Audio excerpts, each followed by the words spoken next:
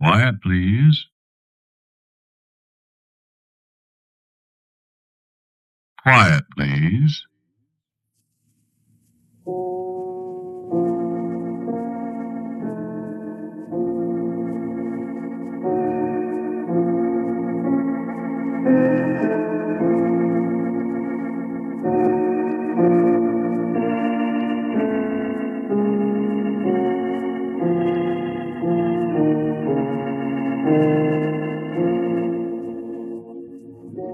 The Mutual Broadcasting System presents Quiet, Please, which is written and directed by Willis Cooper and which features Ernest Chappell.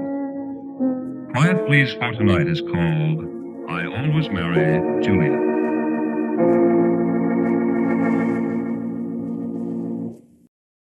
I did knock. I assure you I knocked several times. I can read signs. It says knock before entering, and I knocked and then I entered. Sir, my name is Rambo Bainbridge. I give you my card. Modestly, I may say that my name is not unknown in the theater. The Shakespearean theater, that is. I am no strolling player, a dashing hero in white flannels today, an elderly mountebank in a straw hat tomorrow.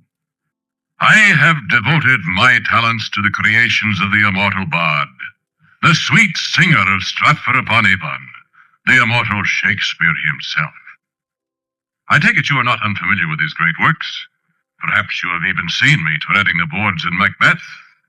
Tomorrow and tomorrow and tomorrow creeps in this petty pace from day to day.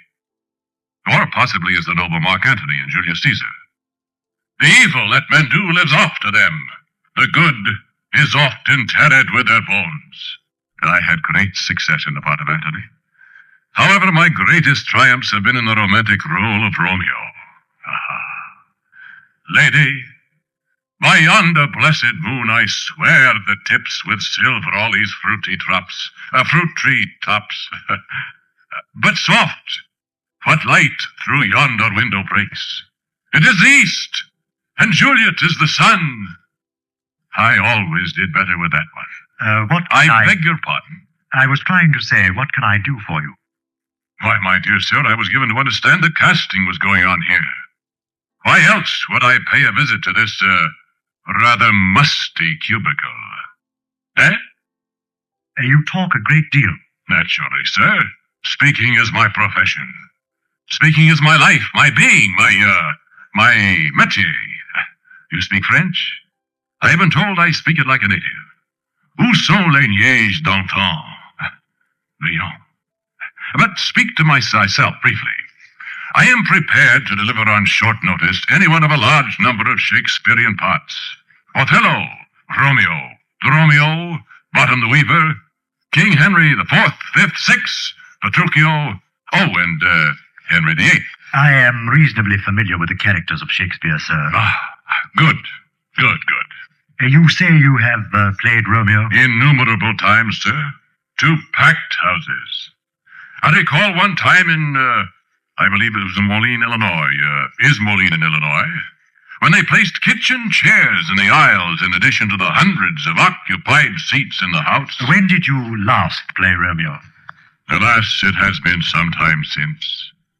But I am a very quick study, sir, that I assure you. I could be up in several days, say 3 days. What have you been doing recently? I have just concluded a very successful run as, on the radio. A Shakespearean role, no doubt? I am sorry to say it was not. Although it was very interesting in a, shall I say, sordid way. What night were you on? This, sir, was an afternoon presentation. Soap? Phonograph needles. And your part? I played the part of Clapper Claude Duddy. So? Heavy, naturally. A part a little like a sort of poor man's Macbeth. Perhaps a touch of Casca. And the part is finished now? Sir, a regard for the truth compels me to admit I was replaced by a young man who had a different conception of the character of Clapper Claude Duddy. They didn't appreciate your technique, I take it. That director. I also read a commercial message. My. My, indeed. Well, sir, shall we look over the contract? We'll see, Mr. Bainbridge. I seem vaguely to recall your name. Yes. I was afraid of that. I don't remember just how. I am the man who married Juliet. Ah, yes, that's it. Oh, yes. Sir, you are a man of the world. It's been said that I am. I always wanted to grow a beard myself. I think I'd be very distinguished with a beard. No doubt. But always playing Romeo, you know, it can't be done. Besides, my beard always comes out straight. This half comes out red. So, you're the man who married Juliet. The man who always married Juliet. Would you care to tell me about it? I prefaced my remarks by suggesting that you are a man of the world, sir, as I myself am. I was young and ebullient when I first played Romeo to her Juliet. The city, let it be nameless, safe to explain that it was in central Illinois, a section of our great country at that time somewhat lost to culture. However, a group of young seekers after the light, theater-wise, ventured to put on Romeo and Juliet, and I was summoned from Chicago, where I'd been playing. Playing Shakespeare? At that juncture in my career, I was singing illustrated songs in a small house on South State Street. I shall never forget my first meeting with the young woman who played the part of Juliet. And Elizabeth Beetler. Why? How did you know that, sir? One reads. Oh, the newspapers. Ah, publicity, publicity. Well, Anne Elizabeth was young, Anne Elizabeth was beautiful, Anne Elizabeth was unsophisticated, I thought. I was introduced to her at our first rehearsal meeting, and I tell you, sir, I was bowled over. I could think of nothing to say to her but that lovely speech I first quoted to you from Act 2, Scene 2. Lady, by yonder blessed moon, I swear that trips with silver all these booty. And she picked me up at once. Oh, swear not by the moon, thin constant moon, that monthly changes in her circled orb, lest that thy love prove likewise variable. And we went right through the scene, the entire scene, letter perfect, down to... Good night. Good night. Parting is such sweet sorrow that I shall say good night till it be morrow. Sleep dwell upon thine eyes, peace in thy breast, and so on. And I tell you, sir, the place rocked with the applause of our fellow players. And so we were married a week later in our costumes on the stage in the setting for Act 2, Scene 2. The romance of Romeo and Juliet was at last consummated in our persons. I like to think that the master himself, Shakespeare, would have liked that. If Shakespeare had married him, there wouldn't have been any story. Well, Jove, why, you know, I never thought of that. Perhaps he wouldn't have liked it then. I expect. Well, our marriage flourished for a time, and then there came the rift within the lute. Tennyson, Idylls of the King. Indeed. I thought that was Shakespeare, too. Tennyson. I must make a note of that. Well, I remember we were playing in Dodge Center, Kansas, or Dodge City, Iowa, or some such place. Fort Dodge, Minnesota, I think. I had met a young woman, the daughter of a plastering contractor, in one of our previous stands, and we found a great deal in common. She was interested in watercolor painting. Her name, I'm afraid I don't remember after all these years. By a strange coincidence, she turned up in Lake Dodge in Nebraska, or wherever it was. As a man of the world, I could do no less than invite her to supper after the performance. You understand. Of course, of course. And we were leaving the restaurant, much, much later, when we ran directly into Anne Elizabeth. There was little of the gentle Juliet about her, sir. Well! I was speechless. Anne Elizabeth wasn't. So this is the friendly game of cards you're going to indulge in after the show. Well, I think I'll just shuffle you around a little bit. Oh, here's a hand for you, too. Ouch! You stay away from my husband, do you hear?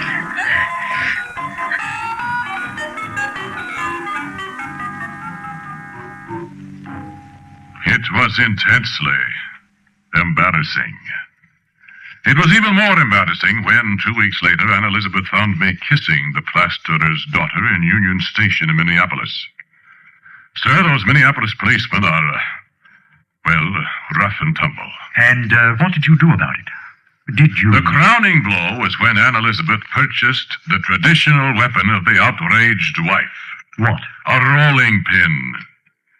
Playing the innocent, I asked her if she intended to bake an apple pie or two in our humble lodgings as we fared across the country. What did she say to that? No, darling Romeo.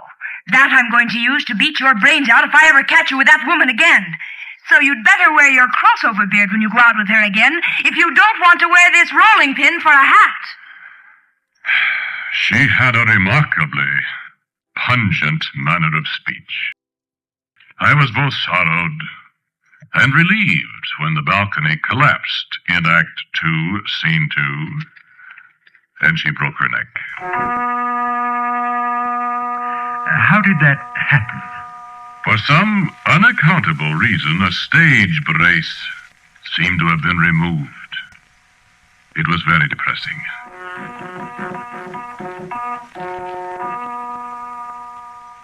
And then you married another Juliet? It seems to me I've been marrying Juliets all my adult life. Yes, I married another. Faith McNulty. I was playing in Framingham, New Hampshire, or Massachusetts, or somewhere when I met her. Faith was not young. Faith was not beautiful. Faith was an execrable actress. Why did you marry her? It seemed a good idea at the time. As a matter of fact, it was leap year, and she asked me. Rambo, if you'll marry me, I'll start a Shakespearean company of our own. And you can be the manager and do whatever plays you want to. I thought, what will we use for money? But she answered that before I asked. My great-aunt Ruth in Stafford Springs left me $89,000, Rambo. Well, I assure you that put a different face on the matter. So we were married. We were married the day after we opened in Romeo and Juliet in South Boston. To most unfavorable notices, I must say. Mine were adequate, but poor Faith. I wish you could have heard her read that scene. Oh, swear not by the moon, the inconstant moon, that monthly changes in her encircled orb, lest that thy love prove likewise variable.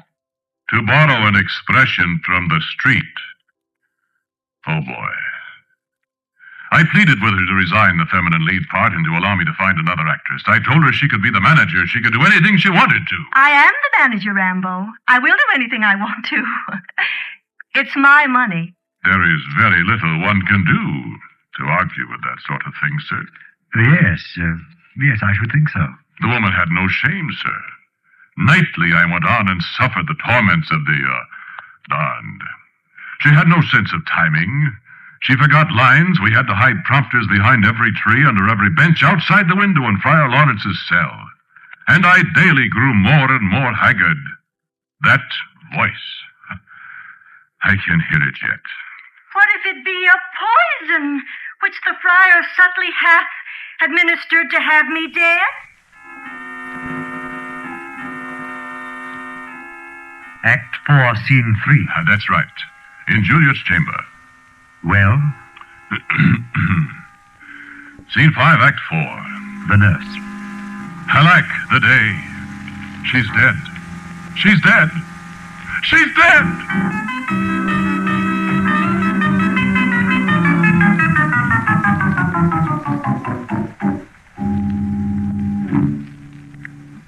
Well, you seem to have cut quite a swath among the Juliets, sir. Shakespeare killed her too? So he did. Well, I don't know why I'm telling you all this, really. probably because I asked you. Well, there were really only 3 of them. Oh, is that so? I thought there were more. It just seems like more. Oh, if I never play Romeo and Juliet again, I'll be happy. How about Coriolanus? I don't exactly understand Coriolanus, but then I don't really understand much of Shakespeare either. You don't? It's just words, a lot of it, to me. Well, what about Juliet number 3? Oh, yes, that Juliet. Well, her name was really Juliet. And I'm afraid she's the only woman I ever loved in all my life. Tell me about her. Well, I suppose she was as close to the Juliet Shakespeare wrote about as any woman could be. You think so? Yes. Yes, I do. There wasn't a thing wrong with our marriage. We loved each other. There wasn't room for another woman in my life. Then. Did you dispose of her, too? I never fully realized my own inadequacies until I married Juliet. Why do I marry Juliet? What is it that makes me do it? There is such a thing as destiny. Destiny. Shakespeare was always talking about destiny and fate and those things I don't understand. But they work out, do they not? Very often. I have a picture of Juliet. Here. 3 words, dear Romeo, and good night indeed. If that thy bent of love be honorable, thy purpose marriage, send me word tomorrow by one that I'll procure to come to thee, where and what time thou wilt perform this rite. And all my fortunes at thy feet I'll lay, and follow thee, my lord, throughout the world. It is my soul that calls upon my name. Romeo. How silver sweet sound lovers' tongues by night, like softest music to attending ears. Romeo.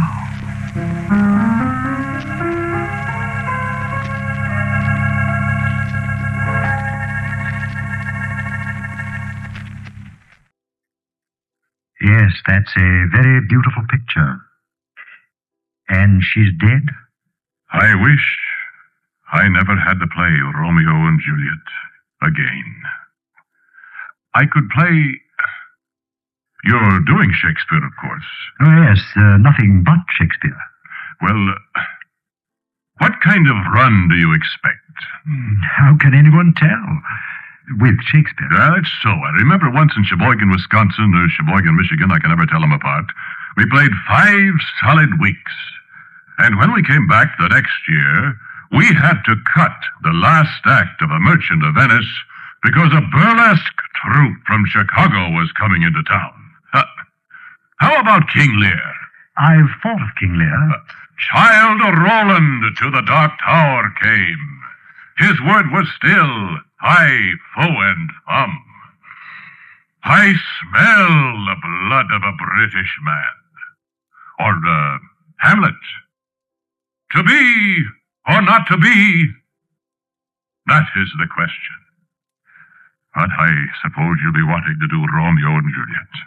I do need a Romeo. Well, then, gaze on me, sir. You didn't tell me all about your latest Juliet. Frankly, I would be very happy to be back in the theater.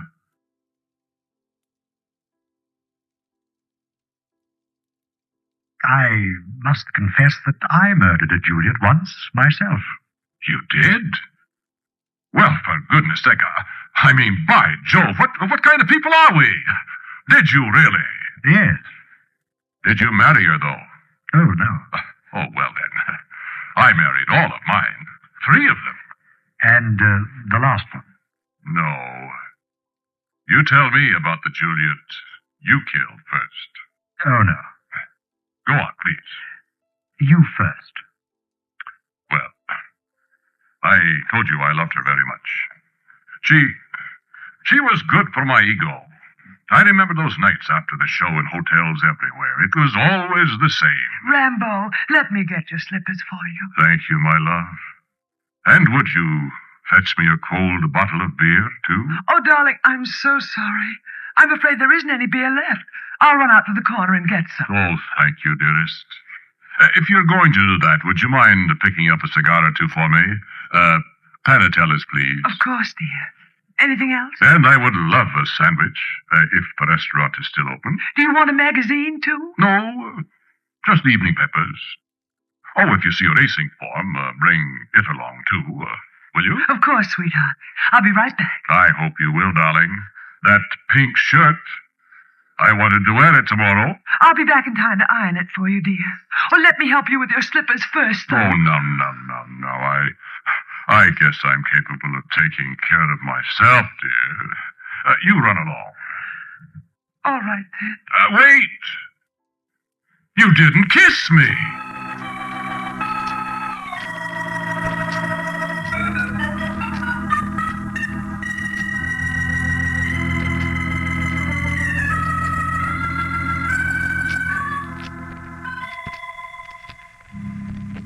She sounds wonderful, sir. She was always buying me things. Such neckties. I remember one. Oh, my dear sir. And such a cook. How many times I fell asleep to the sound of her washing the few dishes we had. After a succulent midnight meal of beef stroganoff, or chicken marengo, or choucroute garni. Cooked, my dear sir, over a gas flame in a room as often as not. And she never asked for a cent for herself. Always had a few extra dollars when I'd had a bad session at the track. And such an actress. You know, it's amazing. I never saw her play anything else but Juliet. I wish you could have seen her. I'd like that very much. Yes, you would. And what did you say happened to her? Well, she died. Did you? It was very odd. Singular, I mean. What happened? It was a Saturday night. I remember because we had no performance that night. We played only a Saturday matinee, then a matinee on Sunday. I'd been playing cards with some of the prominent citizens of the city we were playing in, and I came home about 10 o'clock. I expected to find Juliet asleep. She wasn't. She was standing in the center of our room with a strange man. And their arms were around each other. And they were kissing. It was very bad. Very, very bad. You killed her? Oh, no. I am afraid I was rather violent, though. I saw red, as the saying goes. The man, who was somewhat smaller than I threw downstairs. Juliet tried to explain, but she fainted. I was sorry she hit her head on the corner of the table, of course. Is that what killed her? Oh, no. I stormed out of the place and went out to a restaurant for dinner. And then after a full meal, I felt a little better, and I went back, determined to forgive her. I was a little late. She had hanged herself.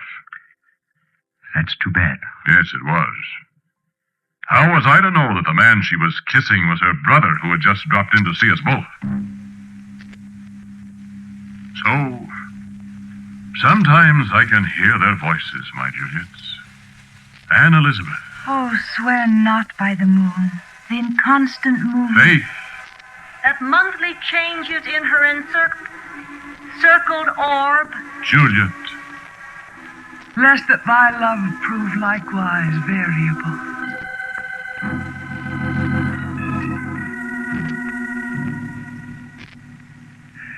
Well, come along then. Am I, hired? I think so. But I want you to read against Juliet first. Out here, to the stage.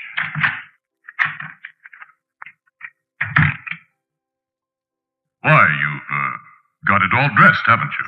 Act 2, Scene 2. Oh. Over there by the balcony, if you please. Take it from Lady by Yonder Blessed Moon. Well, where's Juliet? Speak the speech, I pray you, as I pronounced it to you. I say, that's familiar. It's Shakespeare. Go on. Well, Lady, by yonder blessed moon, I swear that tips with silver all these fruit tree tops. Oh, swear not by the moon, the inconstant moon, that monthly changes in her... Here! What is this? You, talked about destiny, Rambo.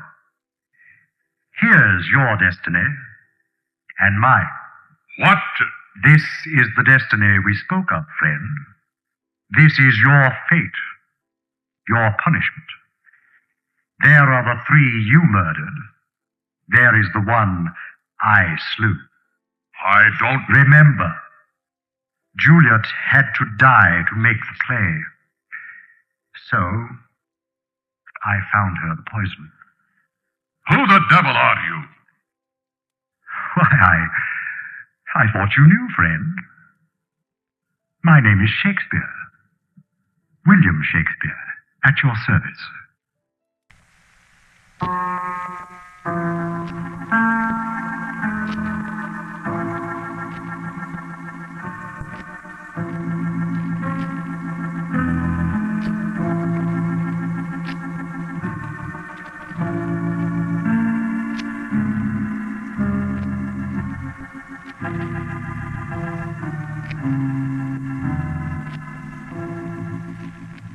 Quiet Please for tonight was called I Always Married Juliet. The man who spoke to you was Ernest Chappell. And James Monks played Shakespeare. The 3 Juliets were Margaret Draper, Abby Lewis, and Anne Seymour. Music for Quiet Please is played by Albert Berman.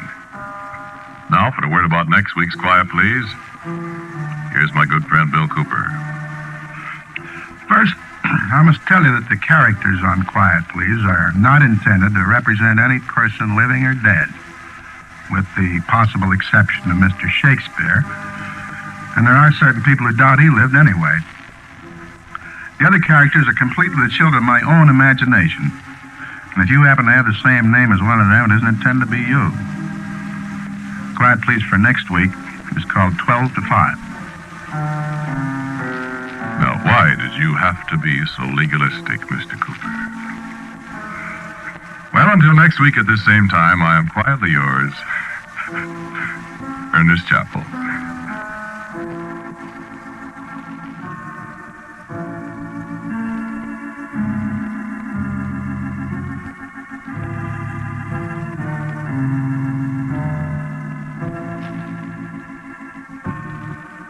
Quiet Please comes to you from New York.